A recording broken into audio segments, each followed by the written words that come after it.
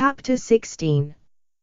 Commodore Florenzel stood at Tarzan's side, his weapon ready to take issue with any who might question their presence here. But presently the end of his iron rod dropped to the floor, and a broad smile overspread his features. Tarzan looked at him. "Who are they?" he demanded, "and why have they been killed?" "They are not dead, my friend," replied Commodore Florenzel. "They are the nobles whose duty it is to prevent the use of wine. They are not dead, they are drunk." "But the blood, beneath the head of this one at my feet," demanded the ape-man. "It is red wine, not blood," his companion assured him. Then Tarzan smiled. "They could not have chosen a better night for their orgy," he said, "had they remained sober. The door through which we entered from the storeroom would have been securely fastened, I imagine." "Assuredly, and we would have had a sober guard of warriors to deal with in this chamber, instead of 10 drunken nobles. We are very fortunate, Zuhan Thrall." He had scarcely ceased speaking, when a door in the opposite side of the room swung open, revealing 2 warriors, who stepped immediately into the chamber. They eyed the 2 who faced them, and then glanced about the room, at the inert forms of its other occupants. "What do you here, slaves?" demanded one of the newcomers. "Shh, cautioned Tarzan, placing a finger to his lips. "Enter and close the door, lest others hear." "There is no one near to hear," snapped one of them. But they entered, and he closed the door. "What is the meaning of this?" "That you are our prisoners," cried the ape-man. Leaping past them and placing himself before the door, his iron rod in readiness. A sneer twisted the mouth of each of the 2 Veltopismacusians as they whipped out their rapiers, and leapt toward the ape-man. Ignoring for the moment the Trohanadalmacusian, who, seizing upon the opportunity thus afforded, threw aside his iron rod, and snatched a rapier from the side of one of the drunken nobles. A substitution of weapons that would render Commodore Florenzel a dangerous opponent anywhere in Minuni. For there was no better swordsman among all the warlike clans of Trohanadalmacus, whose blades were famed throughout Minuni. Facing, with only an iron rod, 2 skilled swordsmen placed Tarzan of the Apes at a disadvantage that might have proved his undoing, had it not been for the presence of Commodore Florenzel, who no sooner than he had appropriated a weapon, leapt forward, and engaged one of the warriors. The other pressed Tarzan fiercely.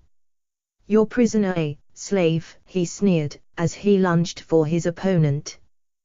But though less skilled perhaps in swordplay than his antagonist, the Lord of the Jungle had not faced Bolgani and Numa for nothing. His movements were as lightning, his strength as great, as before Zoanthrohago had reduced his stature. At the first onslaught of the warriors, he had leapt to one side, to avoid the thrust of a blade. And as much to his own astonishment as to theirs, what he had intended for a nimble sidestep, had carried him the length of the room. And then the man had been at him again, while the other was having his time well occupied with the Zertolosto of Trohanadalmacus. Twice Tarzan parried cuts with his cumbersome bar.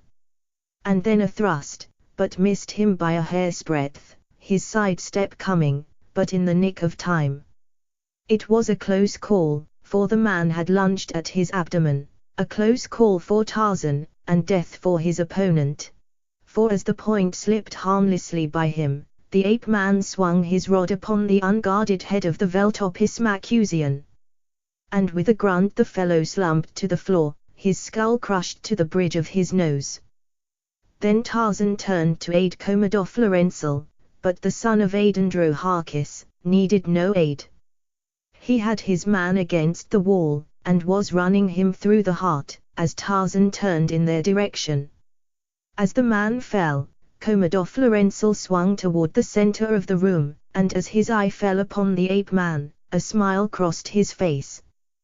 "With an iron bar you bested a swordsman of Minuni," he cried. I would not have believed it possible. And so I hastened to dispatch my man, that I might come to your rescue, before it was too late." Tarzan laughed. "I had the same thought in mind concerning you," he said. "And you could have well held it, had I not been able to secure this rapier," Commodore Florenzel assured him. "But what now? We have again come much farther than it seems possible we can have. Naught will surprise me hereafter. We are going to trade apparel with these two unfortunate gentlemen," said Tarzan, divesting himself of the green tunic, as he spoke. Commodore Florenzel chuckled, as he followed the example of his companion. "There are other peoples as great as the Minunians," he declared, "though until I met you, my friend, I should never have believed it." A few moments later, the two stood garbed in the habiliments of Veltopismacusian warriors. And Tarzan was slipping his green tunic upon the corpse of him whom he had slain.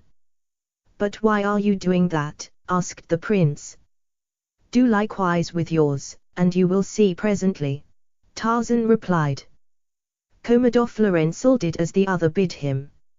And when the change had been completed, the ape-man threw one of the corpses across his shoulder and carried it into the storeroom, followed closely by Commodore Florenzel, with the other.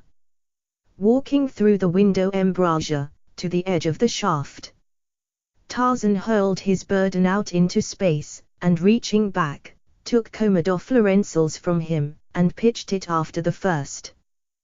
"If they do not examine them too closely," he said, "the ruse may serve to convince them that we died attempting to escape." As he spoke, he detached two of the hooks from the ladder down which they had clambered from the window of their dungeon, and dropped them after the corpses.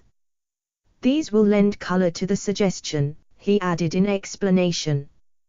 Together they returned to the room where the drunken nobles lay, where Commodore Florenzel began to rifle the fat money pouches of the unconscious men. "We shall need all of this that we can get, if we are to pose as Veltopismacusian warriors for any length of time," he said. "I know these people by reputation, and that gold will buy many of the things that we may require. The blindness of gods, and the complacence of officials, if they do not guess too close to the truth concerning us." "That part of it, you must attend to, Commodore Florenzel," said Tarzan, "for I am unfamiliar with the ways of your people. But we may not remain here. These gentlemen have served us well, and themselves too. For their faithlessness and debauchery saved their lives, while the two, who followed in sobriety the path of duty, were destroyed." "Matters are strangely ordered," commented Commodore Florenzel.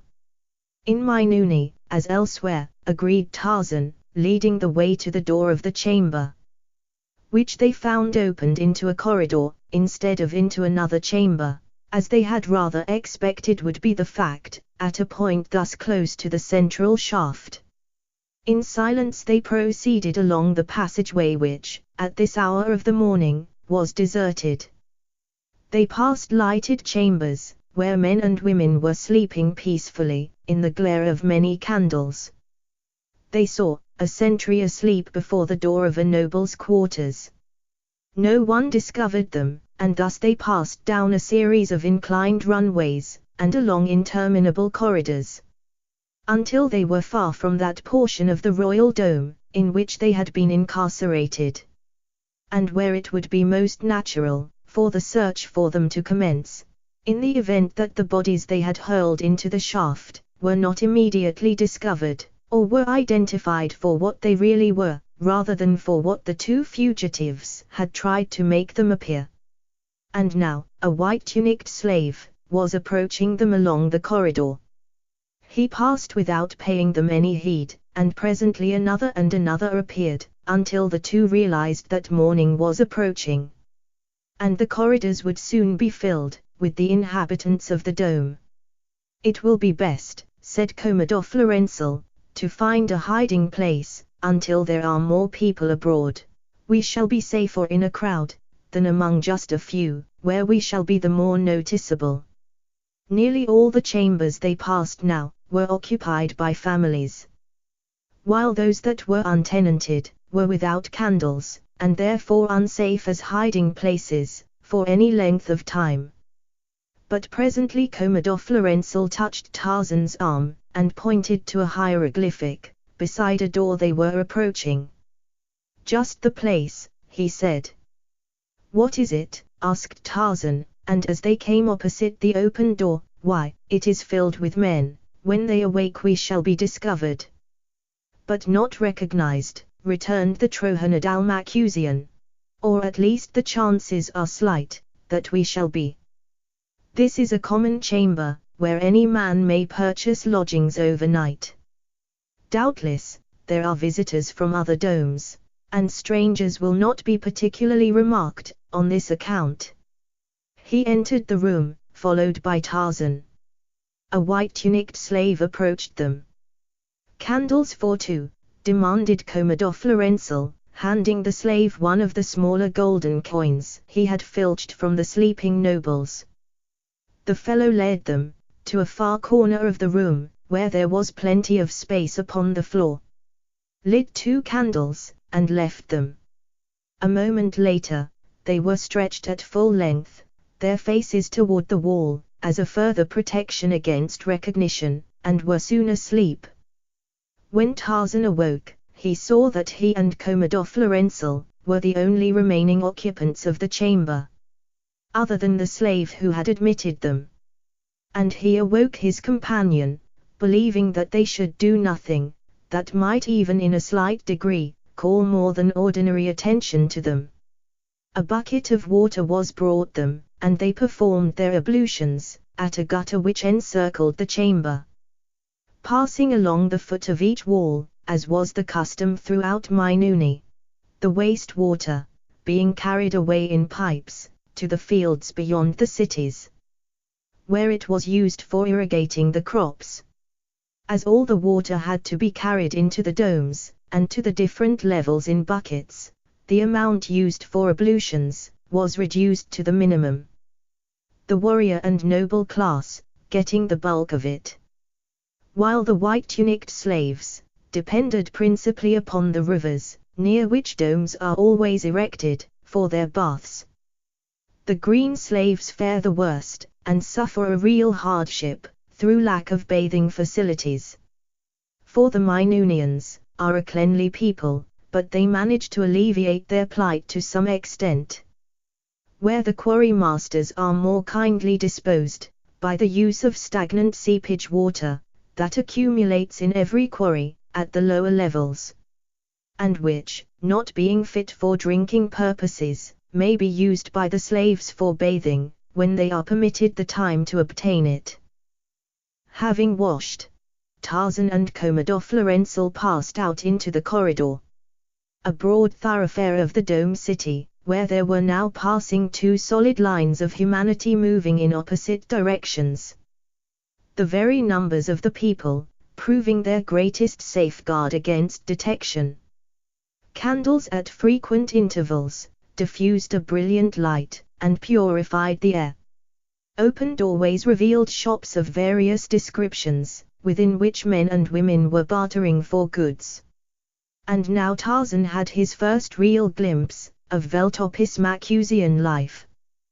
The shops were all conducted by white-tunicked slaves, but slaves and warriors intermingled as customers, both sexes of each class being represented. It was Tarzan's first opportunity also, to see the women of the warrior class, outside their own homes. He had seen the Princess Janzara, in the palace quarters, and through the doorways in various portions of the dome.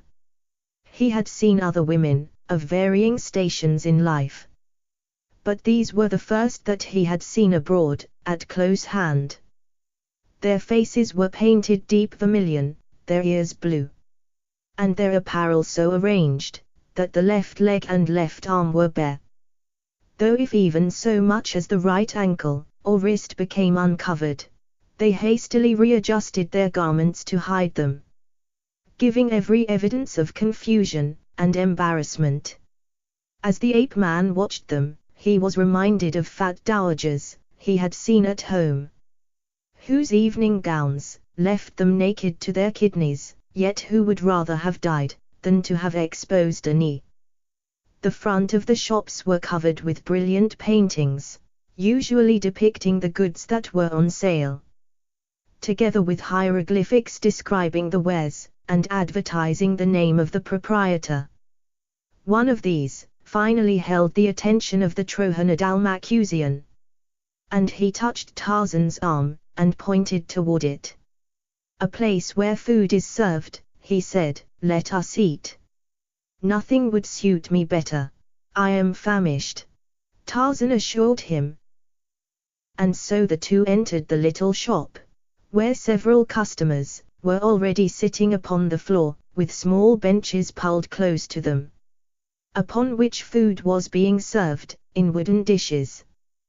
Commodore Florenzel found a space near the rear of the shop, not far from a doorway leading into another chamber, which was also a shop of a different character.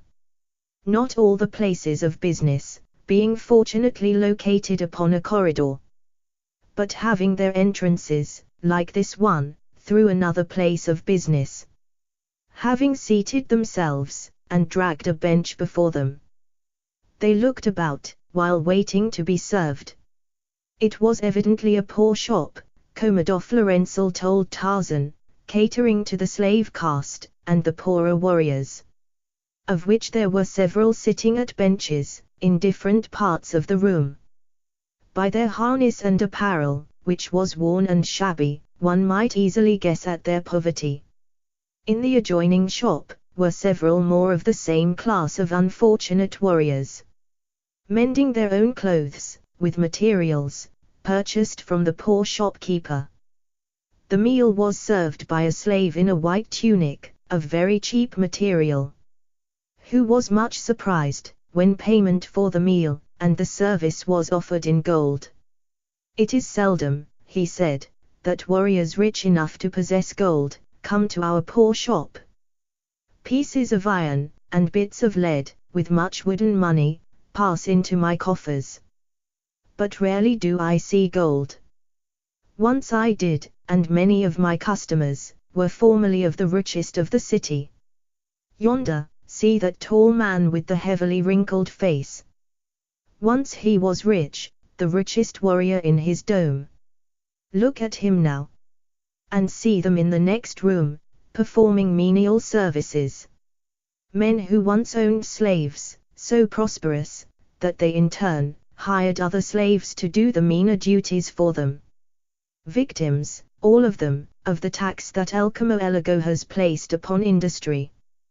To be poor," he continued, "assures one an easier life than being rich. For the poor have no tax to pay, while those who work hard and accumulate property have only their labor for their effort, since the government takes all from them in taxes. Over there is a man who was very rich. He worked hard all his life, and accumulated a vast fortune. For several years after El Camalejo's new tax law was enforced, he struggled to earn enough to ensure that his income would be at least equal to his taxes, and the cost of his living. But he found that it was impossible. He had one enemy, a man who had wronged him grievously. This man was very poor, and to him he gave all of what remained of his great fortune, and his property. It was a terrible revenge.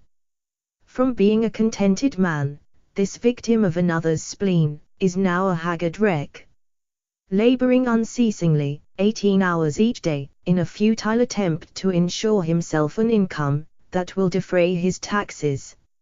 Having finished their meal, the two fugitives returned to the corridor, and continued their way downward through the dome, toward the first level, keeping always to the more crowded corridors, where detection seemed least likely. Now, mounted men were more frequently encountered, and so rapidly and recklessly did the warriors ride along the narrow corridors, that it was with difficulty that the pedestrians avoided being ridden down and trampled. And it seemed to Tarzan, but little less than a miracle, that any of them arrived at their destinations uninjured. Having at last come to the lowest level, they were engaged in searching for one of the 4 corridors that would lead them from the dome. When their way was completely blocked by a great throng that had congregated at the intersection of 2 corridors. Those in the rear were stretching their necks to observe what was going on in the center of the gathering. Everyone was asking questions of his neighbor, but as yet no one upon the outskirts of the mob appeared to know what had occurred. Until at last fragments of rumors filtered back to the farthermost. Tarzan and Commodore Florenzel dared ask no questions, but they kept their ears open. And presently they were rewarded by overhearing repeated what seemed to be an authoritative account of what had transpired to cause this congestion. In answer to a question put by one of the throng, a fellow who was elbowing his way out from the center of the jam explained that those in front had halted to view the remains of 2 slaves who had been killed while trying to escape. They were locked in one of Zoanthrohargo's slave cells at the very highest level, he told his questioner, and they tried to escape by climbing down an improvised ladder into the central shaft. Their ladder broke, and they were precipitated to the roof of the throne room, where their bodies, terribly mangled, were but just found. They are being carried out to the beasts now. One of them was a great loss to Zoanthrohargo, as it was the slave Zuhanthrol, upon whom he was experimenting. Ah, exclaimed a listener, I saw them but yesterday. You would not know them today, vouchsafed the informer, so terribly are their faces disfigured. When the press of humanity had been relieved, Tarzan and Commodore Florenzel continued their way. Finding that the slaves' corridor lay just before them, and that it was down this avenue that the bodies of their victims of the previous night were being carried. What, asked the ape-man, did he mean by saying that they were being carried to the beasts? It is the way in which we dispose of the bodies of slaves, replied the Trohanadalmacusian. They are carried to the edge of the jungle, where they are devoured by wild beasts. There are old and toothless lions near Trohanadalmacus that subsist entirely upon slave meat. They are our scavengers, and so accustomed are they to being fed, that they often come to meet the parties who bring out the corpses, pacing beside them, roaring and growling, until the spot is reached where the bodies are to be deposited. You dispose of all your dead in this manner. Only the slave dead. The bodies of warriors and nobles are burned. In a short time then, continued Tarzan, there will be no danger of there ever being a correct identification of those 2. He jerked his thumb along the corridor ahead, where the bodies of the 2 dead warriors were being bounced and jolted along upon the backs of diadettes.